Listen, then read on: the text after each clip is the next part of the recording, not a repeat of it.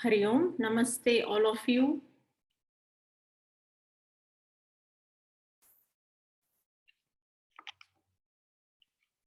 Okay, a warm welcome to all of you for today's Gurupoornima session.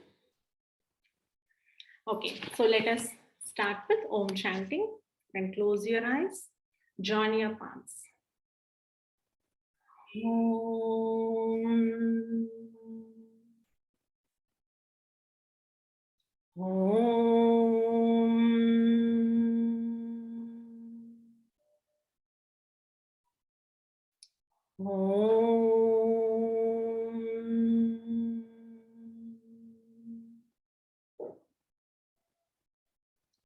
Om Akandamandalakaram Vyaptam Yena Characharam Tatpadam Dakshitam Yeva Tasmai Shri Gurave Namaha.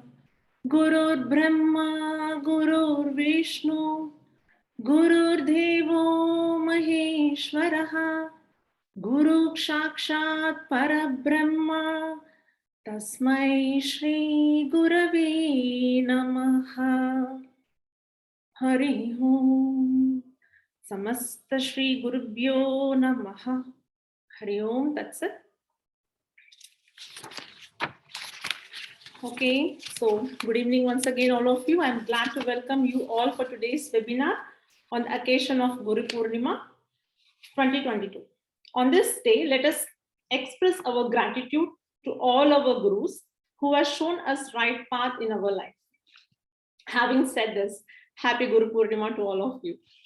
Who is Guru? A Guru is one who removes the darkness that is nothing but our own ignorance and illuminates our life. It would be great to hear more about the importance of Guru from one of my favorite Guru who is now present with us. So I feel it's a blessing and a pride moment for me to share this forum with my Guru, from where I have learned the traditional aspect of yoga and its philosophy. Yeah. So like even though I can't express her teachings and doings with words, so I will try to just give you a brief introduction about today's speaker. Ms. Anisha ma'am is formerly an orthodontist who quit her dental profession and made her career in yoga. She studied in Shivananda Yoga Vedanta Meenakshi Ashramam, Madurai, to become a yoga instructor and excel to a faculty for TTZ course, and her main subject is Bhagavad Gita. Through her proficient teachings, many got attracted towards Bhagavad Gita text, and I would like to say now that I am one of the prominent members in that list. Yeah. So after 7 years as a teacher of philosophy, Bhagavad Gita, anatomy, physiology, and Hatha Yoga at Shivananda Yoga Vedanta Ashramam, she taught over 1,000 students and plus different countries. I mean, 50 plus different countries. Yeah. And however, she considers herself as a student for life ever, keen in learning and sharing the wisdom of yoga and its philosophy with aspiring people. At present, she lives in village close to Western Ghats in Tenkasi district of Tamil Nadu and works as a yoga instructor for a corporate company. She also teaches yoga to the local villages and children, volunteers with Anbe Yogam, delivering talks on Indian philosophy, and serves as visiting faculty in teachers training course Shivananda Yoga Vedanta Ashramam across India. So with this note, I welcome you all once again, all the participants who have taken their time to present here. Yeah. So now I am requesting our speaker Anisha ma'am to take over the session. Over to you, ma'am.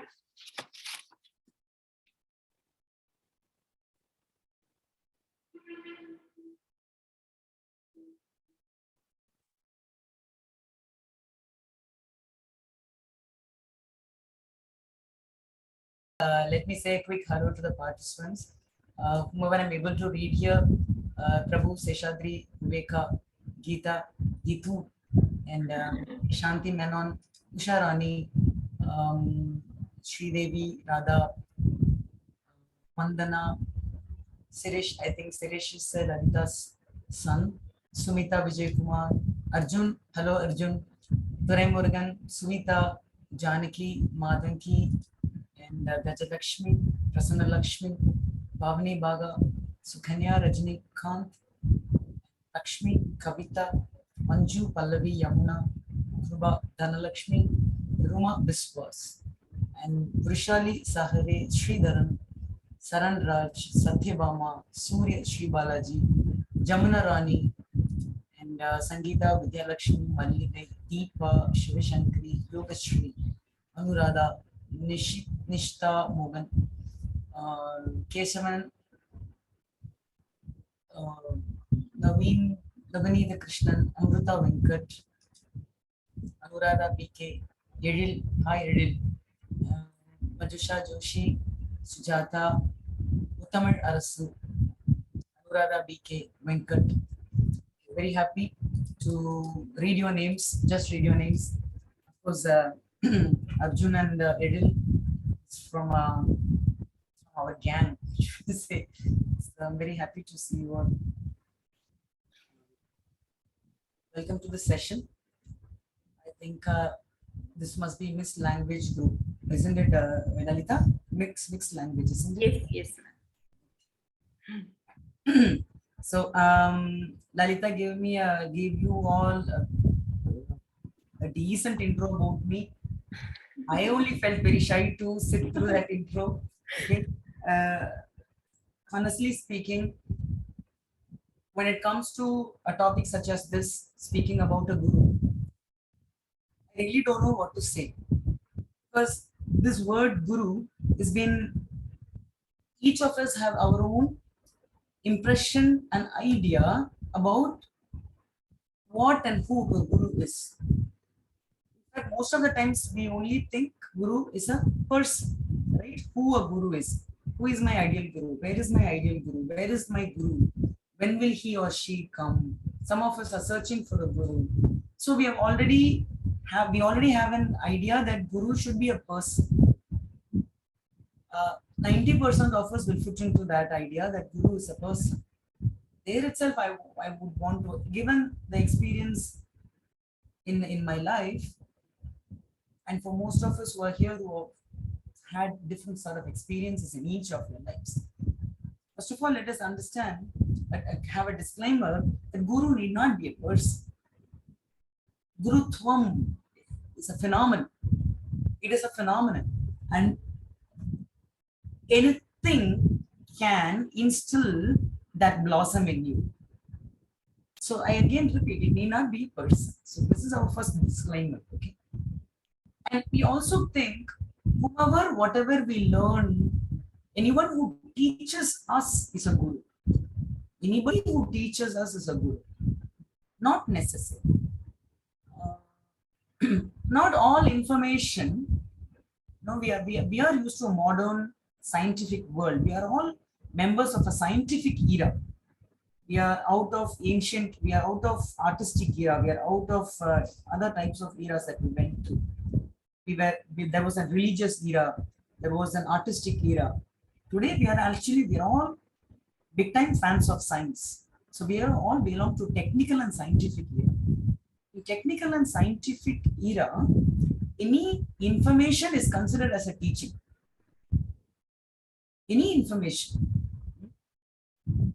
Wikipedia should be a very good teacher for us. Wikipedia should be the guru. Google should be a guru. It's nothing that they have not taught us so far. But still, the Gurutvam is glorified, which means a guru's role is much beyond than just passing on information or a teaching or improving on a knowledge aspect. Speaking of the word knowledge, again, what is knowledge? ABCD is knowledge. 1 to 100, 1 to 1 lakh, 1 to be able to count 1 to 10 million, is that knowledge? Or to be able to say ABCD in reverse from Z to A, is that knowledge? Or to be able to articulate words, speak in English or signs, or just vomit all the subjects, is that knowledge? Those are all not really knowledge. So knowledge exactly here refers to your realization that you are not different from the existing world. You are very much a part of a universe. This truth is 99.9% forgotten by us. We all know this, but we've been forgetting this conveniently. And so, though we are technically knowledge, practically we don't apply it. Here is where a guru is needed. A gurutvam is needed. I'll put it this way. We'll come to the word guru itself. Okay. Gu plus ru is guru. Split the syllable. Gu is darkness. Ru means something that pushes away, removal. To push away is ru. So to push away darkness is guru. As Lalita rightly put in the introduction, she already defined the word guru. She said, ru, the gu, that is the darkness, means ignorance. It's a very poetic way of telling ignorance. It is ignorance. So what is the role of a guru? Is to remove the ignorance. Actually, here ends all the learning, because I really like this coining, this word that has been coined like this by the Upanishads and Vedas as gurus. Why? Did you notice? It doesn't say imparter of knowledge. Something that gives jnana, something that gives knowledge, has never been the definition of the word guru. Instead, guru means removal of ignorance. So, which means, going to the second line, knowledge is already there in you, it is just being concealed.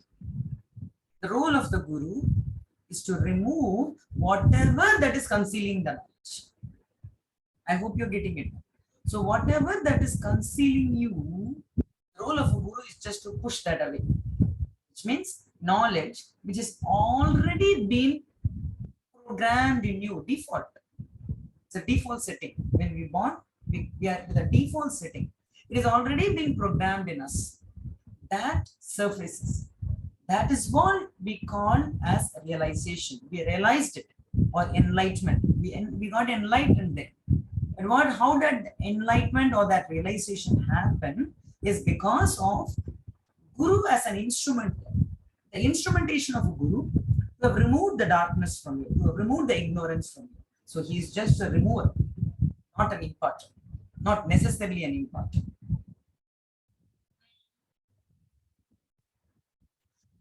Now, sitting in a situation like this, okay, Gurupoornima, a celebration of Gurupoornima. I've tried to give you as much of an antique setup as possible, which is all available, whatever was available at home. Provided if I remove it, you will see a very fancy bookshelf, actually speaking.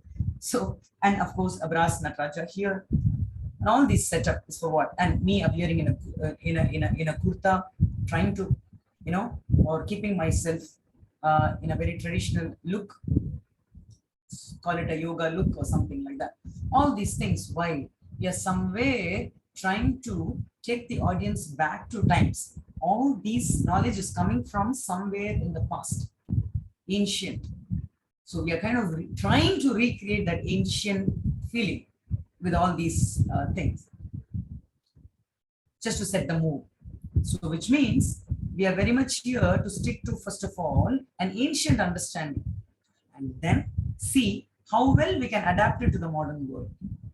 Now, coming to ancient understanding, or an evergreen knowledge that India has been constantly giving to the world, is that you are not different from the cosmos. You are the cosmos. If you search for God, you are that. If you search for air, you are that. If you're searching for water, you are that. If you're searching for the earth, it is in you. If you're searching for heat, it is in you. If you're searching for emptiness, the akasha, it is in you. The Panchabhutas, if you're searching for it, it is in you. The sun is in you, the moon is in you, The God, the ultimatum itself is in you. In other words, it's even wrong to say it is in you. I should say it is you. This seeking starts from the outer world and ends within. It's very easy for us to say you are God. It doesn't take much time, but it is a long journey to realize that. So a guru will never come and tell you, he will never give you one word answers. The guru will only slowly remove the darkness so that he takes you through that journey. Now coming to why we are all here. Why is that you wanted to understand the session? If at all there is no seeking in any of you who are here, who have assembled to this talk, there's some seeker in you. Whenever there is a seeker in you who is awake, which means there is some sort of a seeking that is happening, there's some sort of an answer that you're searching, or in other words, you're packed with questions. So some way you're not convinced with the pattern of life. Somewhere you're not convinced with the pattern of life. So the seeking in you is still alive. You're listening. But I cannot be speaking for right now. I'm seeing at the screen, I'm seeing Sumita, Sridevi, Madangi, Sumita, Duraimurugan. I'm seeing all of you there on the screen as names. I don't know individually what is the problem. I don't know individually what is your seeking. What brought you here? I don't know that. But the basic why most of us seek, or most of us, or I would actually tell it very frankly, why most of us are not able to be happy most of the times. Let me put it very straight like that. The reason is because we live through a constant disconnect between who we are defined us and who we actually are. Who we actually are and who we are defined as. Most of the times, our who we actually are, we keep it aside. Who we are defined as is based on the body that is given to us. The body that is given to you is what defines you. The color defines you. Sometimes I think I forgot where is let's say Nalita has a nice mole on her face somewhere. I forgot. So we need to identify somebody with that, right? So how does Lalita look? If we ask like that, we would pick up something on the body and we say. If it's a positive-minded person, they will say the plus point on the person. If it's a negative-minded person, they will say the minus point on the person. For example, there could be a nice, tall, beautiful girl. A positive-minded person would say that tall, slender, beautiful girl who came fine. The negative-minded person would say that dark girl, something like that. Of course, tall or dark is nothing positive or negative. But the way they put it itself is very different. It will be very strange. And the karupa in my native language, they say like that. The karupa black is beautiful. We'll come to that later. But the way they say, I know they are not, they're all color racist, I would call them. I'm not talking about America, I'm talking about very much India. Okay.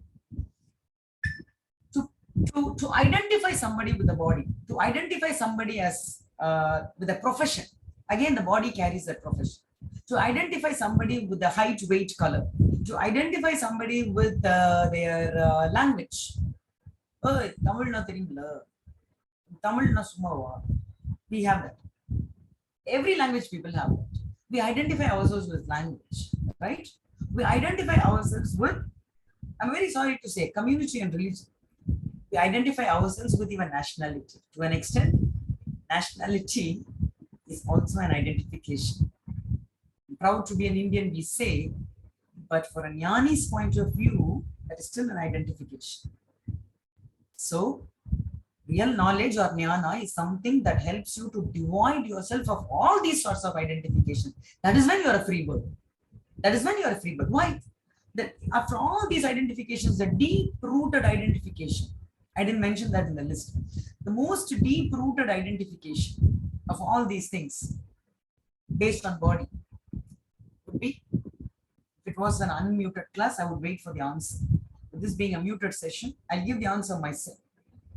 most deep-rooted identification, it's very difficult to separate ourselves from that, is that I am this gender. I am a girl, I am a boy, I'm a woman, I'm a man. This kind of a gender identification is most deep-rooted. Why we say that as a deep-rooted one is because when we sleep at night, we don't dream ourselves as opposite gender. We may dream ourselves as an American, we may dream ourselves as an engineer or some other profession, as someone who looks different also. Suddenly our hair could be very brown and red in the dream. It's all possible. But still in the dream, we are still the same gender. Even in the subconscious mind, we refuse to come out of that identification. That is a deep-rooted identification. All these identifications, mind you, mind me, mind all of us, none of this was chosen by us. All of this was just by chance bestowed on us, blessed on us, granted to us.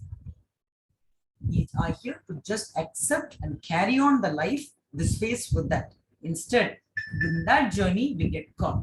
This is what we would call that to be ignorance.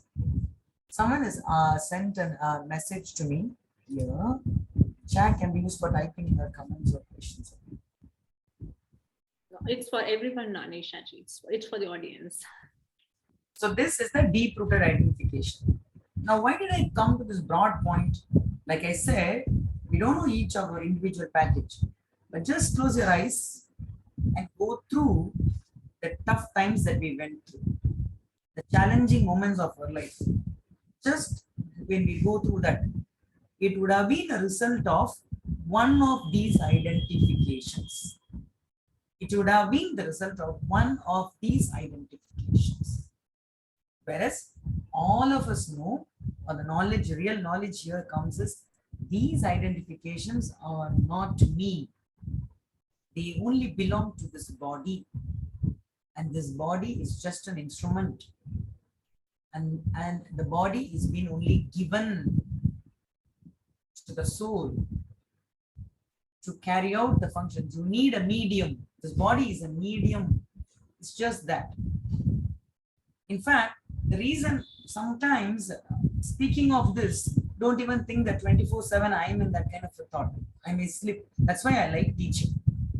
Whenever I sit down like this for a session of teaching, which is my swadharma, that is, I'm natural at it. That's like, for a fish, it is like being in water. To me, it is a teaching moment. It is only in this moment, if you ask me why you enjoy that teaching a lot, that is because you like to teach. Those are all very simple questions. Probably 10, 15 years ago, I would have given that answer. But of late, I have truly realized that it's only when I teach, whomever is in front of me, I don't see their gender. At the same time, I forget my gender also. I'm truly a transgender when I'm teaching. I don't remember my gender. I don't care also. If a mind can travel in that plane while doing this kind of a job, then that is my swadharma. That is my natural, chosen for it. If at all, if this is the reason also why while teaching, I'm supercharged. I really like that moment. That's because I'm devoid of most of the identifications. I don't know anything else other than what has been coming, what comes out of the mouth. Let's say that way. But soon after the teaching session is over, I might have to carry out with my own, life pulse, which may tempt me to identify.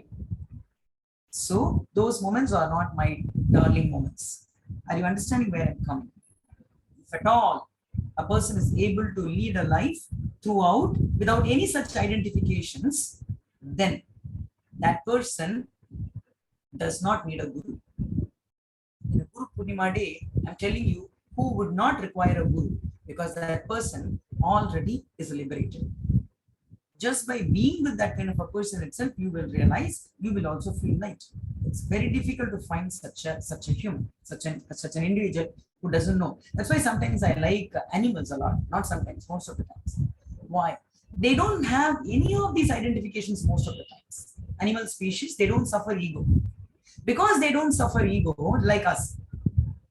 Speaking of ego, again, if you may think, ego has a very, very, very short way of understanding when it comes to Western psychology and Western inputs. I am big, being headstrong, that is ego, according to Western thing. Someone who is dominant, someone who thinks they are big. No. In Indian scripture, if you identify yourself to be a very staunch religion, which means you are very egoistic about the religion. Ego is something that you are strongly attached to. Your identification itself is an ego. That is, if I'm constantly identifying myself with the gender I belong to, feminism is an outcome. That is an egoistic outcome. So ego in Indian scripture wise is identification with any of these external factors, points about the body itself is ego. You can equate that. So ego is not something headstrong. Guilt is also ego. In Indian understanding, guilt is also ego. Guilt is an outcome of ego, actually. When we are too much guilty, which means you are taking too much ownership. That is also ego. You have not considered yourself as an instrument of life. That is also an ego. So ego has a very strange way of or a new dimensional understanding when it comes to the Upanishads. When you read the Upanishads, we will understand that. So this devoidance of ego, animal kingdom does not have this ego. They only have a protective ego. That is, when they feel danger, when they sense danger, they have mechanisms to safeguard their life. And so they appear very dangerous to us, and so we brand them as a dangerous species. Any dangerous animal that you say.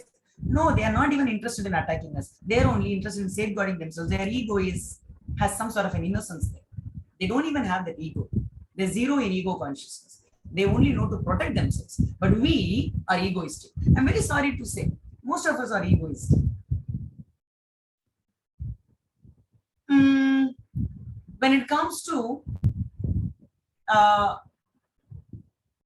even motherhood, something that we glorify a lot. Glorified everywhere. Glorified in society, glorified in films. If I compare a human mother with an animal mother, somewhere animal mother is scoring more. I don't know how many of you will be angry with me for saying that. There is no show off in animal motherhood, but there is a show off even in a purest form of relationship like motherhood. There is still some sort of an ego attached to that nature also. Humans, the challenge of humankind is that we've been tempted to be egoistic throughout, and the task that is also coming along with the package is that how well we get rid of that ego and identification. Mission accomplished. Okay, mission accomplished. To facilitate this, every individual has their own way of handling based on their karmic package. If an individual works on their karma with a full effort, plus if there is the grace of a guru, then the mechanism is facilitated faster. It becomes faster. This realization, enlightenment happens faster. Moksha happens faster.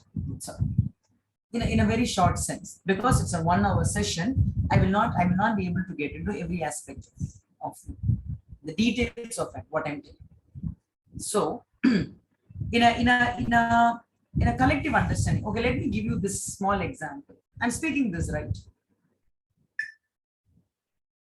You heard the introduction, right?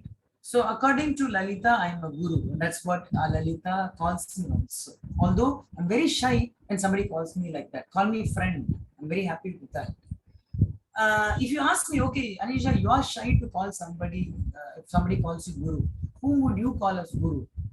Honestly, I would say, I did come across many great human beings who had, in the right time of my life, they have entered.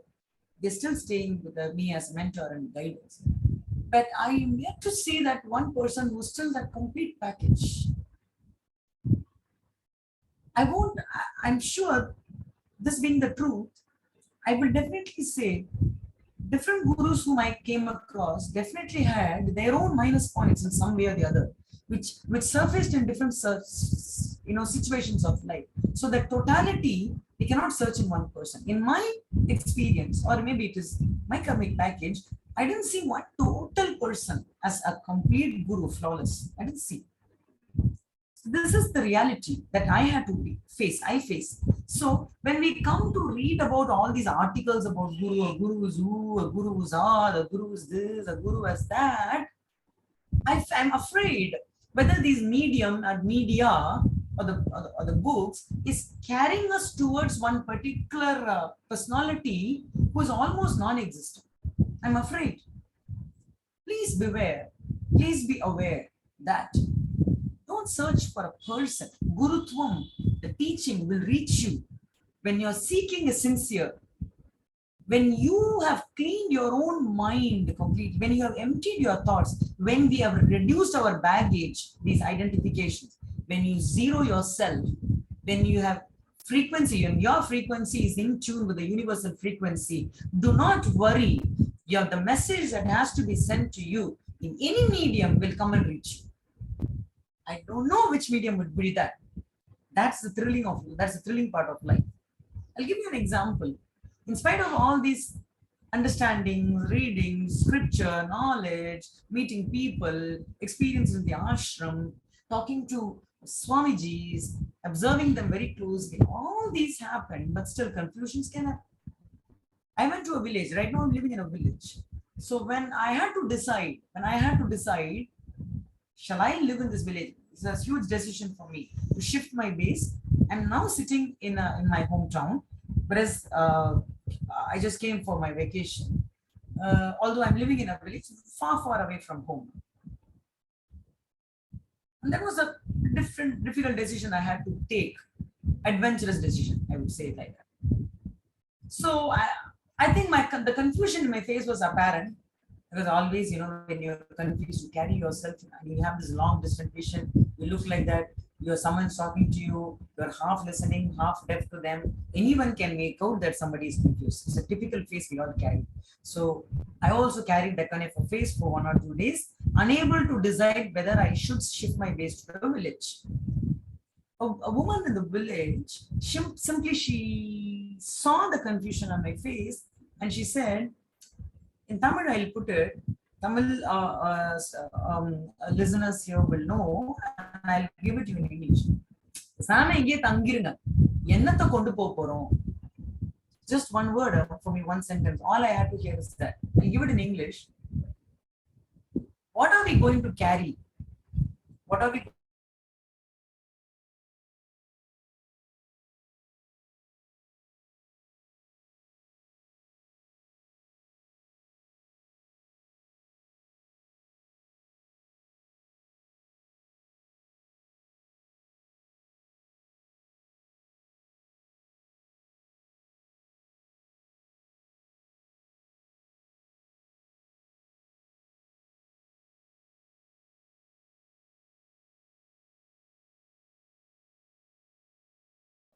I think she's facing some network issues.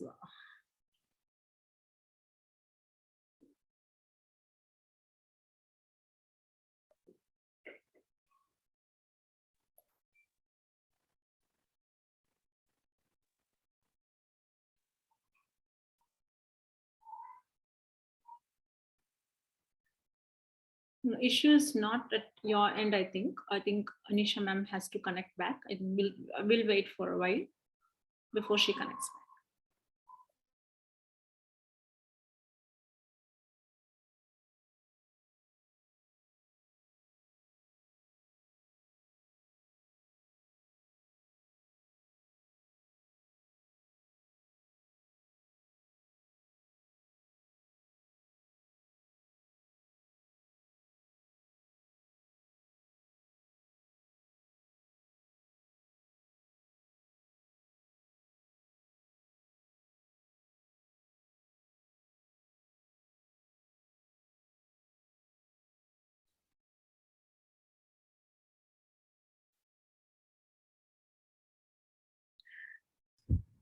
Okay. Now Are I we, learned the technology little. are we back? Yes, yes.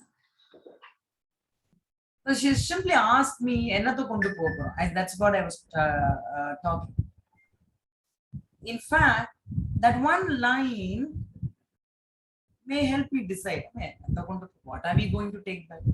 So let me try staying there. What am I going to lose?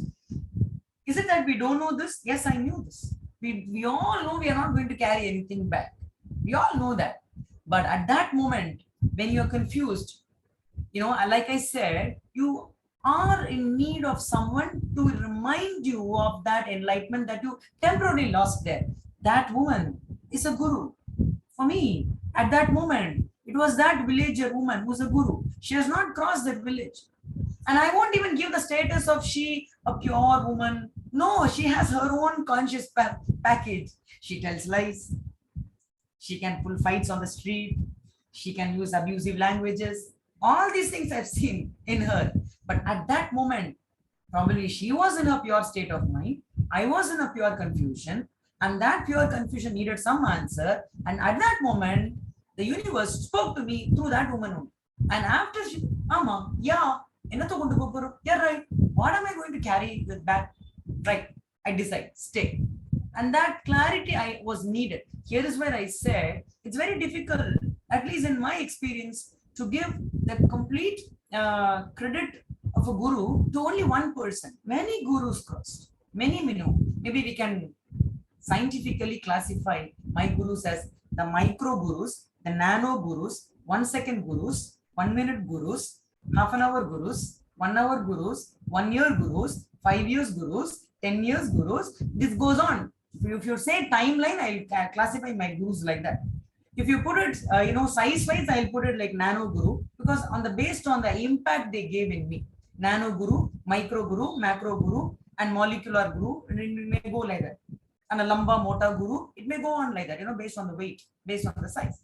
So gurus, based on the impact, based on the consistency, all these things. So first of all, we need to understand that let us overall what I'm seeing in especially in spiritual seekers is that awe, the over glorifications, like I met my guru, my Guruji appeared in front of me. No, don't make all the gurus egoistic. They're all packed with egos. Most of the gurus in our country are packed with ego. And to an extent where if you for a minute, because you're so busy and you forgot to wish your guru or fall at their feet, it's like, huh? You didn't fall at my feet yet. I'm supposed to your guru. And that moment itself, they are unguru. They're actually not a guru. When the expectation comes, when some sort of an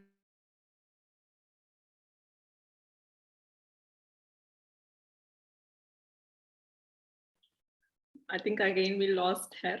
We'll wait. Yeah.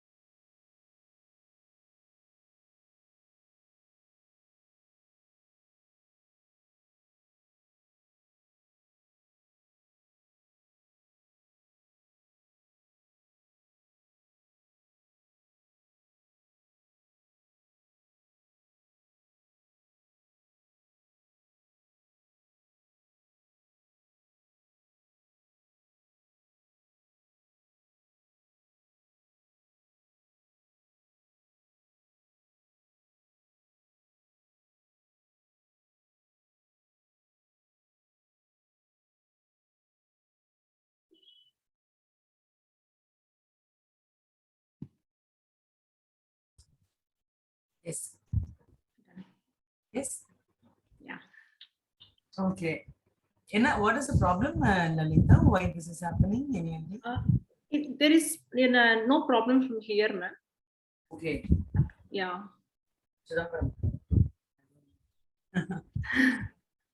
Anyways, Is it sorry. raining there? Is it raining there? Probably it might be some network issues. It's a bit, yeah, it's a bit windy. Probably. Right. So anyway, I've shifted connection from Wi-Fi to another one. Let's see. Okay. I will leave. I have 10. That's right. 8 minutes. 5:50 is there. No, you can continue for another 10 minutes actually. Yeah. Hope all agree with me. Yeah. Right. Yes. Now, mainly in this day, I wanted to give you the clarity on that. Is when it's time for us to stop seeking for a guru externally. Just it's time for us to stop seeking that. True guru is your internal guru. When you clean it up, when you get rid of the identifications, the guru in you is very much awake. The knowledge in you is awake. Your realization happens already. So the guru is more of an internal, personal affair. It's nothing to do with external thing. But sometimes to ask you to find the guru inside, to tap that internal guru from you, you need an external guru to tell them. Simple, right? You may find it in your own room. Sometimes mothers will have to come and find it for us in the room. You would have forgotten it so much. One searching for this dress. Where is this green color top of mine? Here and there, you search in your wardrobe. It's not there. Your mother casually walks inside, picks it up very neatly from where you left in your room and gives it to you, and she works. But we'll be struggling ourselves searching for where is that thing? That's exactly what's happening us in this life also. It's very much there with us. We just lost it, or we don't know how to find it, or we don't know where to find it. And we need someone to gracefully walk in your life, show the place, and we'll have to allow them to leave also. We don't allow them to leave. We cling on to the guru.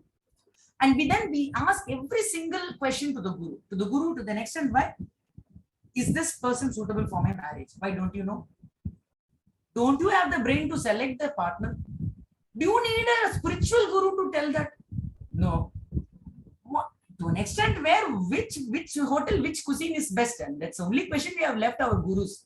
Otherwise, next we'll ask that also.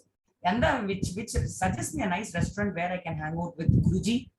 Suggest me a nice vacation spot, Guruji. That level, I'm so happy. This is still 2022, so okay. Kaliyugam is not in its max. When Kaliyugam goes to its max, probably that also will happen. Seek my ashram for all your taste bud needs. There is a Guruji who can give you the guidance on taste buds, give you all that. No, do not disturb the guru that way. Not necessary. All the decisions that you take, you will have to take. And when you really hit on the end of the road and you don't know how to go right, left, up, down, then toll-free number. You call any of you. Toll-free. Fine, no problem. But not for every single decision that you should be taking ownership of your life, which means we are playing safeguard here. I don't want to take any ownership of my life. I will give all the responsibilities to my guru, so that anything goes wrong in my life, I can conveniently blame my guru. And that is good enough a reason for me to shift guru, change guru. What is this? What is this? Atrocious. No, don't disturb the guru so much. They're all fine. Leave them alone. Seek the guru. It's high time. It's high time. Find the guru in you. You don't need anything. If your thoughts are very clear. That's why I said, what is that these Indian scriptures have not spoken, that we still want the modern gurus to talk? What is that the scriptures have not spoken? Don't we have enough role models? We already have. Just go through the life story of one. Pick one character. Pick one personality. Pick one Ramakrishna. Pick one Vivekananda. Take Ramana Maharishi. Take Shivananda. Take any one guru and follow their life pattern, how it went. What else is left out? Most of the lessons are coming from their biographies itself, from their talks itself. Who more we don't need it. India doesn't need another ashram. India doesn't need another guru. India doesn't, it's not that we have enough. We don't even need one book, I will say. We don't even need extra one scripture. It is already, we are houseful. We have enough and more scriptures. All that we need is a sincere seeker who will stop their seeking spree and somewhere come to a peace of mind and dig the well in only one place. There's another fashion that is happening. Your guru, my guru. Your guru is from that ashram. Oh yeah, my guru is from this tradition. Oh, your guru is an orange dress, is it? With that appearance? No, my guru is another appearance. He wears one other thing. Ha! Yo, oh, where are we going with all these things? No, none of these things is needed. Actually, if you given a chance, I would have come in a jeans pant. Nalita will kick me out. So then I thought, okay, she has a dress code. She sent me some program list also. She herself appeared in white color, so I came in a decent dressing. Because somewhere we should come out of all these, outlooks. How a guru appears doesn't matter. How a guru leads, lives, just be matters. That's what is matter. Show by the example, live by that. Okay. And also we have all these things that guru is the one who eats only vegetarian. We have our own definitions of it. I'll tell you a story. But this is one of my most favorite stories, where a guru went with his disciples to a village and he had to eat. It was only non-vegetarian served in the village. And he ate, and then apart from non-vegetarian, nothing was there. So the guru ate the non-vegetarian meal served by the villagers, or let's say the tribals, and he asked the tribals to serve fruits to the disciples. Then the disciples said, "Hey, Macha, our guru is a Dubakurda. He had all the non-veg meal, full meals, one fine he did, and he gave all the fruits to us. What nonsense is this?" Okay. The next village, then they continue with the journey and they go to hit another forest or whatever that was. In another tribal group, they halt. Another tribal group comes there, tries to help these yatris, and all that was left was very limited food. The guru says, "Give that food to my disciples, share it among them," and the guru eats some leaves, barks, sand, these things. Now the disciples are completely confused. One side he is feasting, the other side he is fasting. What is this? What's the matter with the guru? Then the guru says, "To me, whether it is chicken 65, whether it is a non-veg meal, or whether it is just a bitter leaf or a shed roots or fruits, both are same. Both are same. But to you, my dear students, you're still in the path of realization. You still have the demarcation in your mind that one is good, one is tasty, one is attractive, one is not good, one is not tasty, one is not attractive. This duality, as long as there is in your mind, you are burdened with ignorance. So even you have the courage, and that's what I would say. My Tenkasi village is teaching me that. I went there as a pure vegetarian. Mind you that I went there as a pure vegetarian. Of course, I don't come from a vegetarian background. 5 years I'm not eating, but I stepped into the Tenkasi village. I went there as a vegetarian, and I'm seeing the villagers who offer me food, which could be kodi kolambu, the chicken gravy with rice or something. And then I didn't have the courage to say no to that or refuse that kind of an hospitality. Now I'm eating that food. Whatever that is offered on my plate, yes, I'll take it. Just because I'm sounding like this, please don't give me a compliment of a guru. I'm imagining myself, if I go to China and then they offer me cockroach gravy, will I accept it? No. That time I will sing my vegetarian song. No.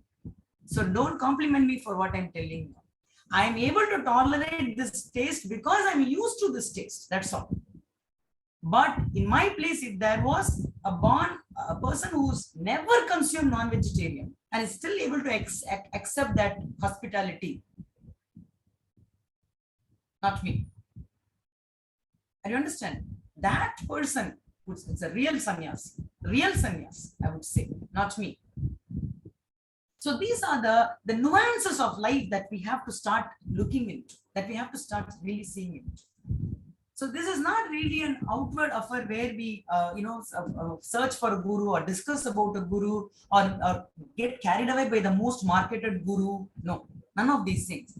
Your kind of guru, just like how you ended up with your kind of a partner, your kind of a family, your kind, all that is there around you, most of these things are something that was attracted to you or attracted by you. Likewise, you will also attract the knowledge, the medium of the knowledge, a gurutvam, will walk into your place, probably will camp in your place, will be next to you, will become you.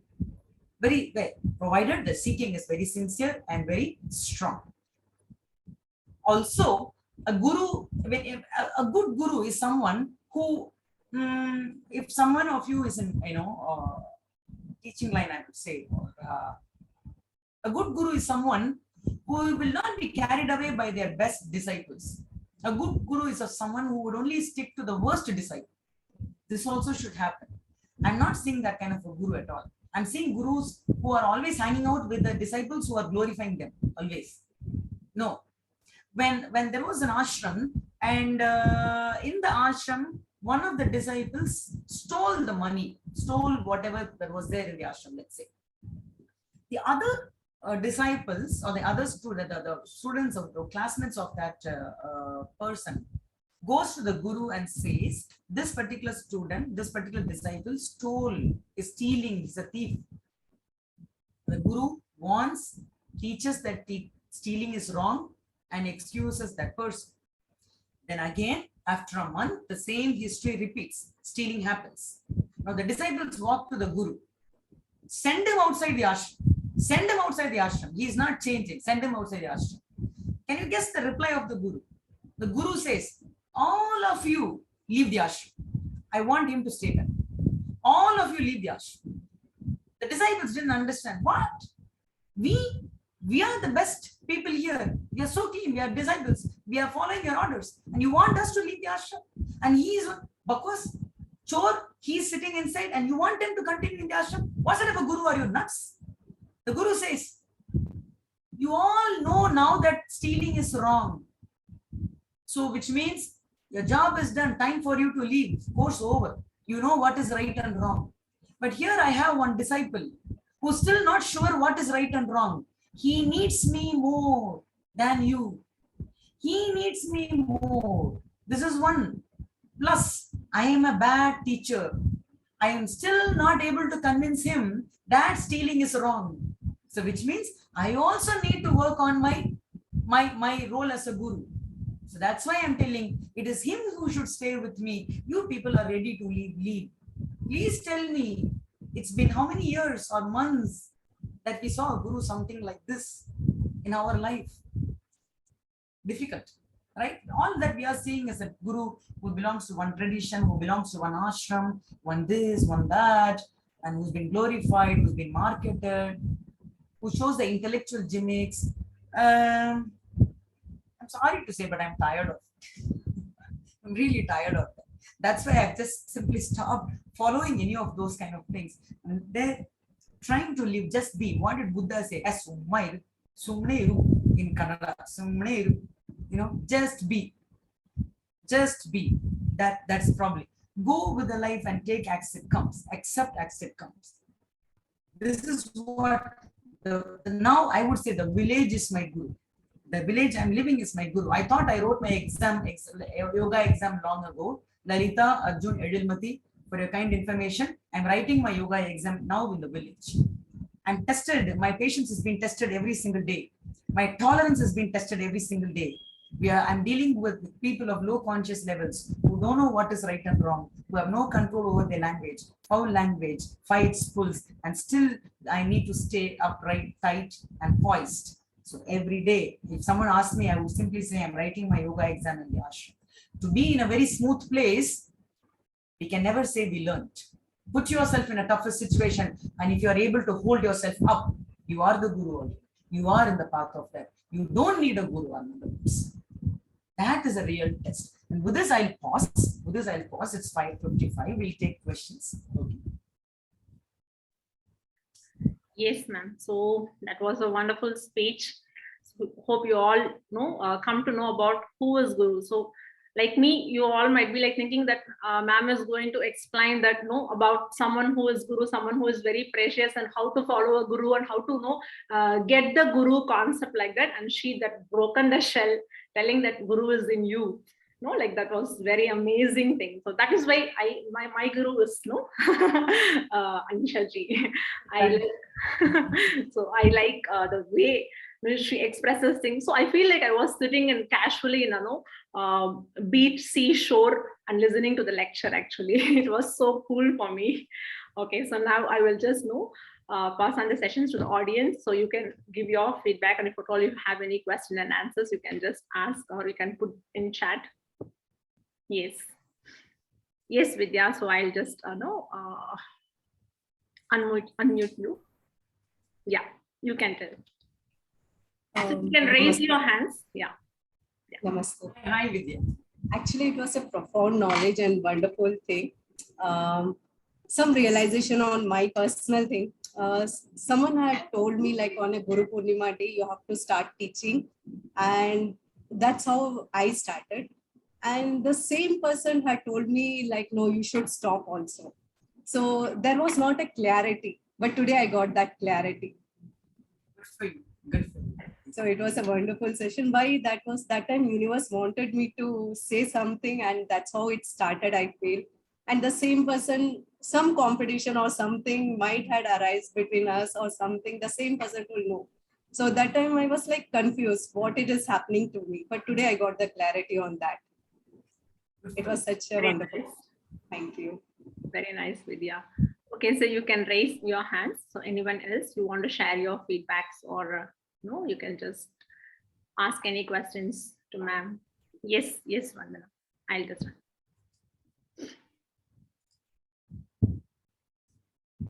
And, yeah. Good evening. Ma'am, I really don't know whether this is a silly question, but I still need to ask. You said there is no duality. Okay, I fully agree. But does right and wrong also make a duality? Yes, it is a duality. It's a burdening duality. Yeah, then how do you come? What is right and what is wrong? Like, I mean, you understood, right? Good question. I got your question. I'm not able to, see, we are trying to, like you said, in the village, they do so many wrong things. We know because we are based on morality, right? Okay. Morality brings us with right and wrong, because for a thief, he feels he is right? It's because we are governed by morality. Now, how do you, I don't know how to frame this question, but yeah, how do you, tell that this is wrong? Because again, that comes to duality principle. So I don't know. I'm just trying to. I understood, Vandana. I'll give you how do I say, right and wrong. See, there's something called as yamas and niyamas. I wish you go through that. Okay. I've read that. If you read that, right? Yes. So yamas, niyamas are behavioral codes, personal and social. That itself will give you a clear clarity. Anyone who follows yamas and niyamas, the question of wrong will not come there. This is on one side. What is more important here is dharma and adharma. I like the word dharma and adharma. Yes. We all know that. See now, what is right and what is wrong is defined by the situation, not by the person or the action. I will give you an example. Just answer me, Vandana. Overspeeding, is it right or wrong? Overspeeding. It depends on the situation. Just tell me right now. I'm giving you an Francis. Overspeeding is on the road. It's very subjective. Okay, let it be subjective. Okay, then overspeeding is wrong. Yes. Is wrong. On that, yeah. Yeah, from a traffic surgeon point of view. Yes, it's wrong. It's wrong. They are the withholders of dharma in that road, right? I agree. Is wrong. Okay. Honking loudly, unnecessary. Not loudly. Definitely wrong. Wrong, right? Overtaking. Too much of overtaking. Rash driving. Wrong, right? Not stopping for the signal. Wrong. I'm telling you now. All this is being done by an ambulance. Now you tell me right or wrong. It's done. It's right. Yeah, it's subjective. You're saying it's right. If it's an ambulance, it's right. Are you understanding? Yes, right and wrong. That's why I said it's more instead of a person or an action, it is more of the situational demand. Dharma defines it. So because when you asked me the first question, overspeeding, what I was assuming that he's going to meet somebody who's got a fatal accident. That was actually running in my mind. And that's why I said it is That's why subjective. you said it is subjective. It depends. Subjective at that junction, I said. But then, yeah, so. So Vandana, the very minute that when I asked overspeeding, the very fact that you were not tempted to say it is wrong, and the very fact that you paused, you thought, and you told me that it is subjective. The answer need not be straightforward. That is what you indicated me Yes, when you yes, told ma'am. that. Yes, because that was running. Itself means that you are living a conscious life. Itself is an example of your consciousness and awareness of life patterns. Right, You're right. not hasty. You're not Mhm. hasty. Well, in fact, on an online session like this, when your 50 audience is watching you and me talking, and Right, if right. anyone puts a question on us, we'll be in a pressure to answer. Even in that, pressurable situation, if you have taken your time to think, that shows your poisoness of the mind and the clarity of thinking that you've been practicing. It's good for you. So right and wrong confusion is, like I said, always depends on the perspective. We all know this answer. And many times they will say, there's nothing called right and wrong. That's a very modern way of arguing. I used to be one of them in my young blooded age, those days. But now I would take time to say, there is definitely something right and wrong, but I don't know what is that. I would safely keep it that way for now. I don't know what is right and wrong, because I'm still taking time to understand what is dharma and adharma. I don't know. Right. I don't know. Right? So that would be my philosophical end to that answer. I don't know if I answered your question, but No, I understand. I got can. the point. Thank you, ma'am, because this was boggling in my mind for a long time. And then I had just had to take a little bit of courage and, That's just what go ahead. Krishna defines that. Krishna defines it beautifully in the Mahabharata. What he says in Kurukshetram, he defines it. He tells lies. He tells lies. Right? Yes, yes. All the Chanakya works at the end to make the war win to uphold the dharma. So for a greater dharma, a little bit of adharma is okay. For a greater right, a little bit of wrong is okay. I'll give you an example in medical field itself. We've been taught a lot of asepsis mechanisms. But when there is a life-saving demand that happens, right? When life-saving situation comes, it's okay for us to take a pen and puncture a hole on the throat. We call it tracheostomy, to puncture a hole there. What we use, not a surgical blade. What we use is not a sterile blade. We use even a pen there or a key to disrupt this membrane. Because that time, the dharma is abat dharma. The dharma that demands in dangerous times. Abat. It's abat dharma. For us to uphold that abat dharma, it's okay to break the rules. CPR. Normally, when we put our mouth in somebody's mouth, it is a cultural breach. Who's not our partner. It's a cultural breach. But in CPR, it is justified. It has to be done. Because they are withholding abat dharma. Now, what is right and wrong? Situation is the hero. Situation is our. That's it. Okay. Thank you, ma'am. Thank you so much. Deepa, you can unmute and you can ask your question. Wonderful session, Anisha ma'am. Thank you. So my takeaway from this would be the concept of seeking and acceptance. So I'm glad that my guru is also part of this session here, and I've always wondered why my guru or my mentor always accepts people who are very mediocre, if you can call that. I've always thought to myself, why is there so many chances given to people when they're not performing? And I think I got the answer from your story when you told me that, the person who's not learned it needs to be part of the crowd more than the ones who've learned it. So this is a question that I was seeking, because a lot of self-introspection was happening based on that, as to if they're not contributing and they're not performing, why do we still have them? And I was unable to ask ma'am that in so many words. And I guess I understood that aspect of it through the story that you told me today. So something that I will definitely take away, and thank you so much. Good for you. Good for you. Wow, that's very nice takeaway you had from the session. Yeah. And next we have a question in the chat box from Suganya Rajnikant. I have one doubt: how guilt become an ego? How guilt can become ego? An ego, yeah. See now, This is from whom? Suganya Rajnikant. Yes, I'm seeing that. Hi, yes, Suganya. Good question. If you read the Bhagavad Gita in the first chapter, guilt is Arjuna's problem. If you read the Bhagavad Gita, you will come to know. And only through the pages of Bhagavad Gita, you will also come to know Arjuna is seriously suffering ego. So Bhagavad Gita beautifully connects that. And I learned from the Bhagavad Gita that guilt is an outcome of ego. I'll explain to you how. If we start taking ownership of all the misdeeds of our lives, can we say we are actually living a very clean, pure life, Sukanya? Is it possible? Can we say that we are living, never make mistake, purest form of life I'm living? I would say the Jains, in Jainism, you will see, they wear a mask not to hurt the microbes. Like when they speak, they don't want to hurt the microbes. Buddha and Mahavir, when they sleep, I used to say this in many of my teachings. When they sleep, they don't even change directions while sleeping. They don't even change the body. Mahavir and Buddha both, they used to do that. Buddha. Why?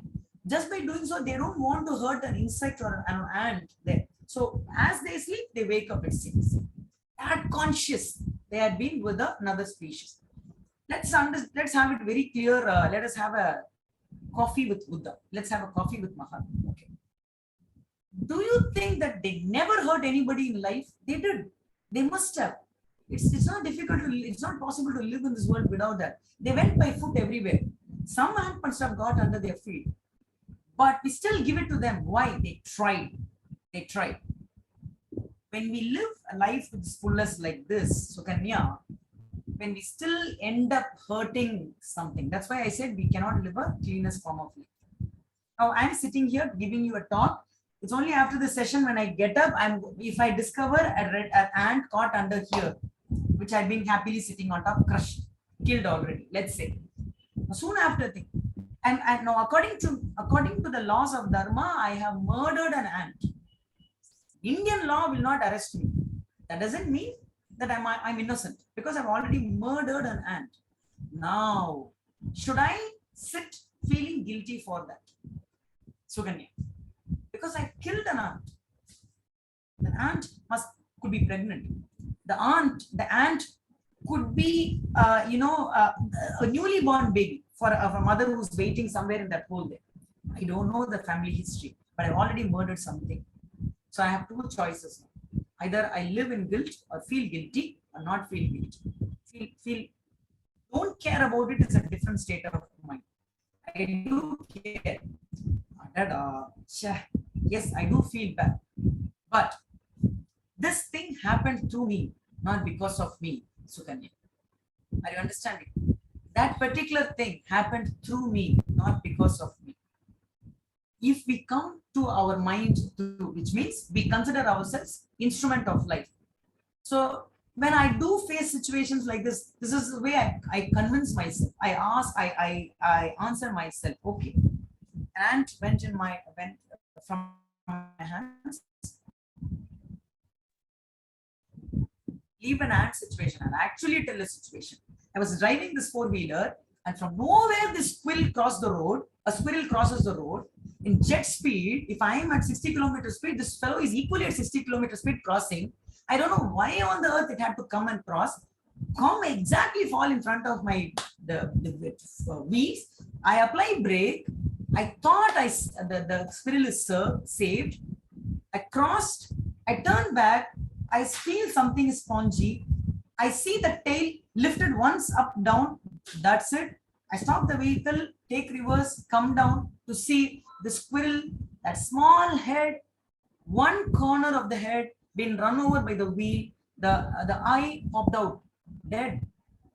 From nowhere, I'm crying. I'm already crying there, looking at the sight of that squirrel.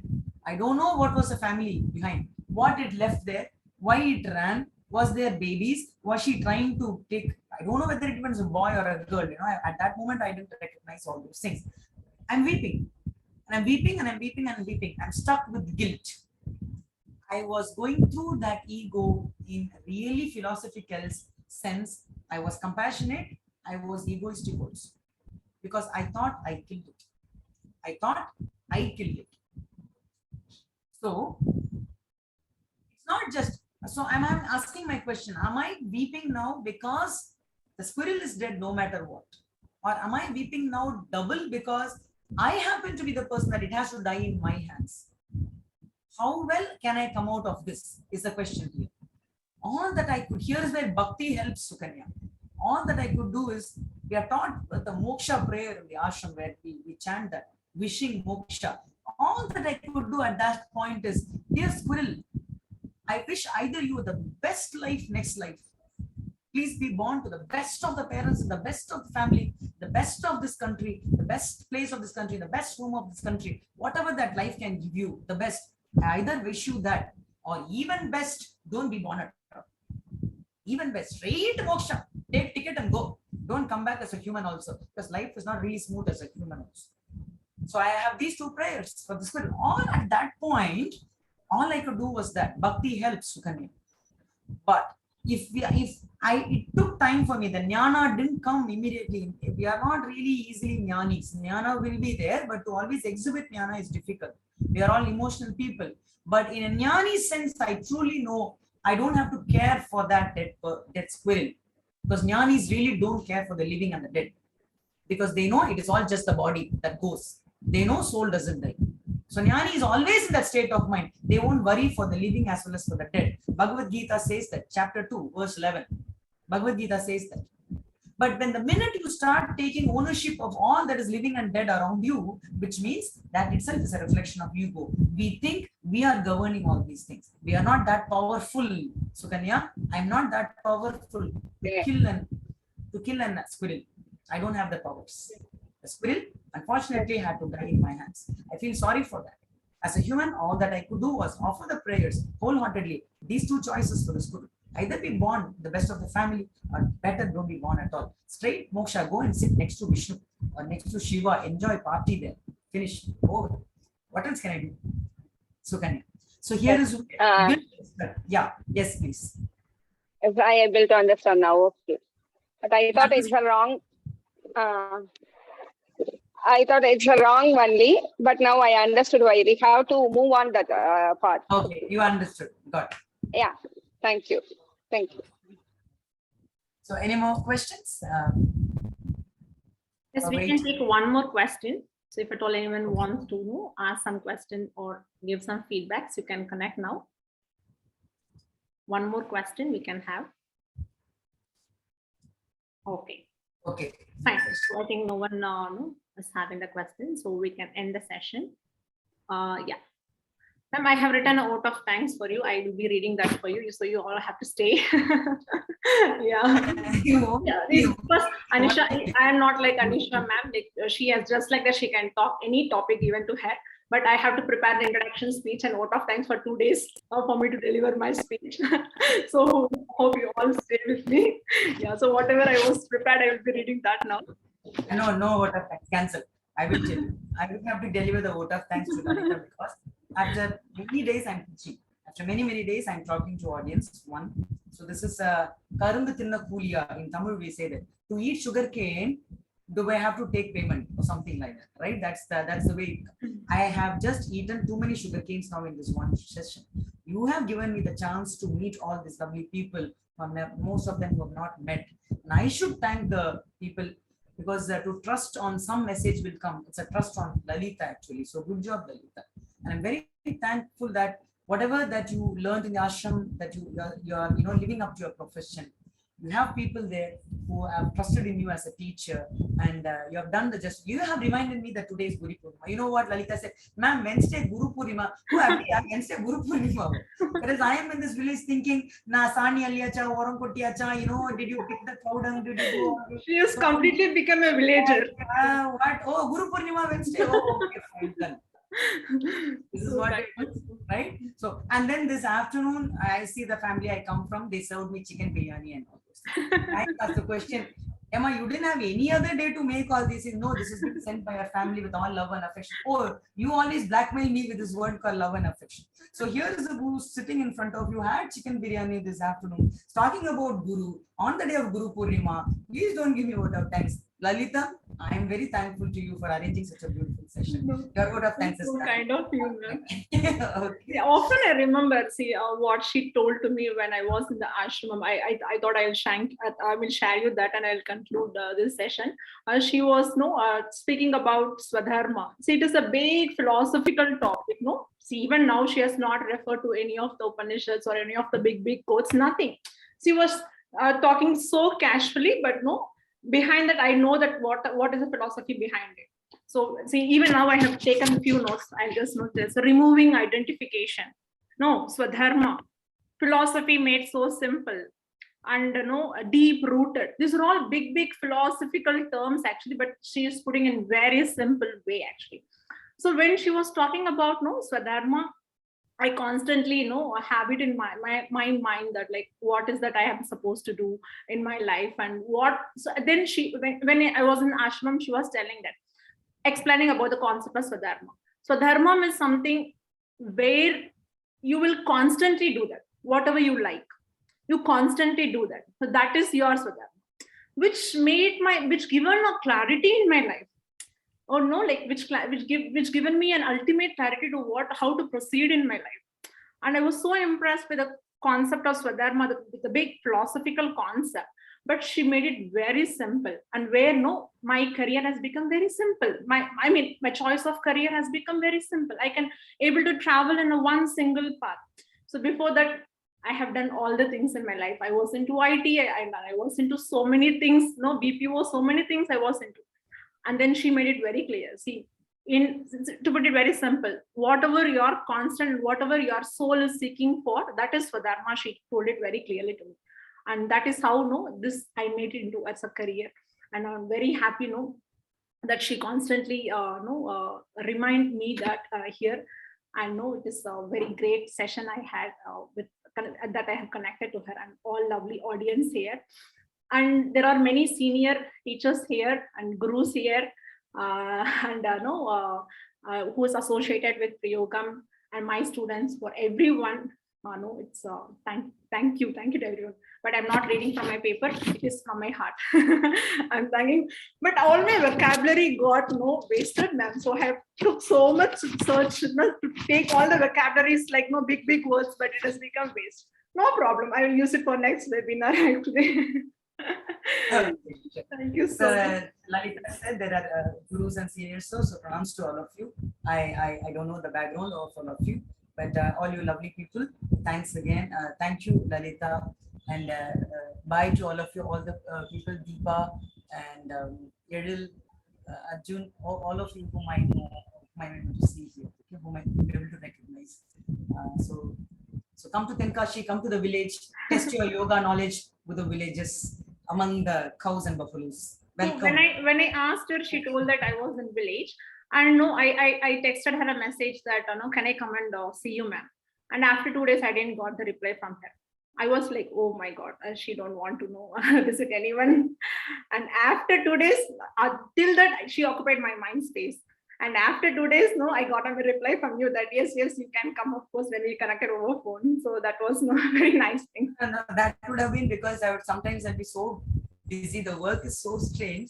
And I felt, it's really a draining I think work. Arjun wants to say something, then. He has raised that. Yes, Arjun. Yes, Arjun. Yeah, I just unmute. Yeah. Yes, Arjun, you can go ahead. Yeah, hi ma'am, how are you doing? Super. Super good. How about you? Yeah. Yeah, doing good. Ma'am, like I'm feeling so thankful because Nishta yesterday sent me the link, and today it's my birthday actually, and I was so excited to. Happy birthday. I mean, thank you so much. Yes, Arjun. Yeah, and I was so excited to listen to your speech because like I know whenever I listen to you talking, there will be some prominent takeaway that will be embedded in my subconscious. அது வந்து எப்பயாச்சும் ஒரு வாட்டி without me knowing itself, it will come out and it will stand right in front of me and it will tell me this is what I do. And it happens every time whenever I speak to you, either through call or in a speech like this. It works every time. Thank you so much, ma'am. Like I'm feeling fortunate to see you like after a long time. Same here. Thank you so much for arranging this session as well. Lalita, that's Thanks, thanks to you. That's why I said both of things. Good, Arjun. Thanks a lot. Hope Thank you. London is good. We'll catch up later on the Sure, ma'am. person. Okay, then. So, Lalita, should I disappear now? Leave the session? Yes. Shall I? So now I'll just do the closing prayer. Thanks a lot, all you nice people. Have a nice thing, and see you soon with your own gurus inside you. Bye. ॐ पूर्णमदा पूर्णमिदं पूर्णात् पूर्णामुदक्ष्यते पूर्णस्य पूर्णमादाय पूर्णमेवावशिष्यते हरिः ॐ समस्त श्री गुरुभ्यो नमः हरि ओम thank you so much. Thank you all. Thanks for attending the session. Okay, I'll end the meeting. Thank you, ma'am.